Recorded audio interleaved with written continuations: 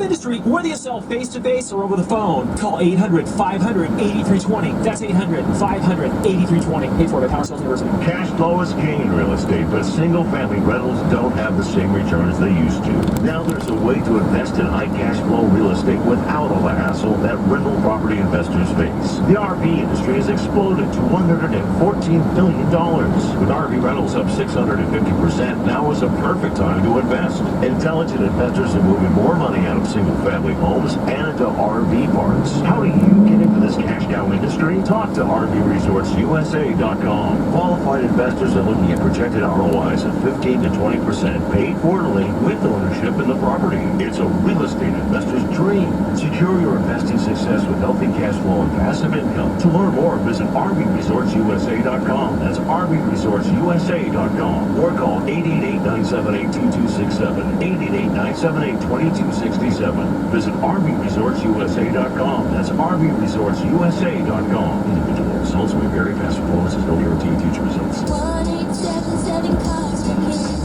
Donate your car today. Cars for Kids is not just for cars. We accept all kinds of real estate too. Vacant land, homes, commercial properties, we've handled them all. Got an unused property racking up bills? Consider donating it to Cars for Kids. It's easy, and Cars for Kids takes over all expenses. Best of all, you'll get a tax deduction for the full appraised value of your property. Act now because time is running out to secure your 2023 tax deduction. Visit carsforkidsrealestate.org. That's cars with a K.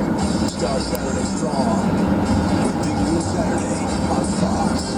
Dylan Gabriel has Oklahoma back on top of the Big 12. This could be a good one, folks. The 6-point surging Sooners face off against the Jayhawks in a tough road test. Listen to this crowd. It all starts at 10 a.m. Eastern with Big Noon Kickoff. Let's go. The best pregame, the best announcers, the biggest games. Oklahoma, Kansas, Saturday at noon Eastern on Fox. Sirius XM. Listening to Sirius XM Radio.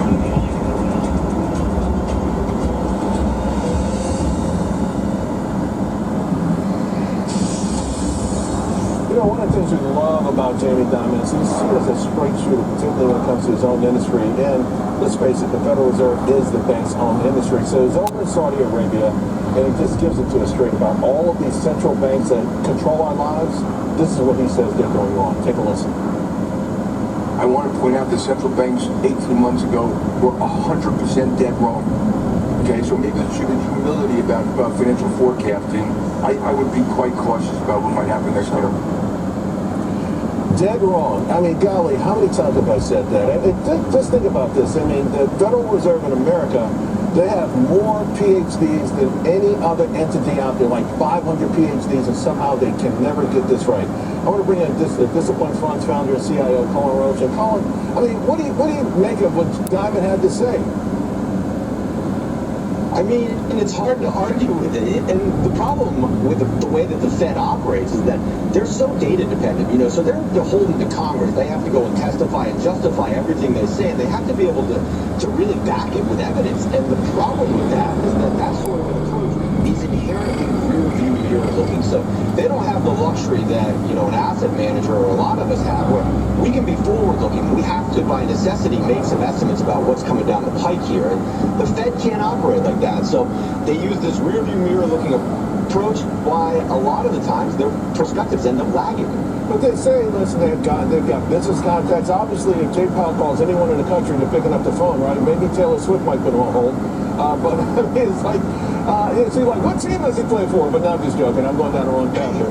But, you know, but we live with their consequences. This is what bothers me is the American public, particularly poor people, you know, and middle class folks who are struggling have to live with the consequences of them in the ivory towers and not counting gasoline, not counting food. You know, it's a difficult,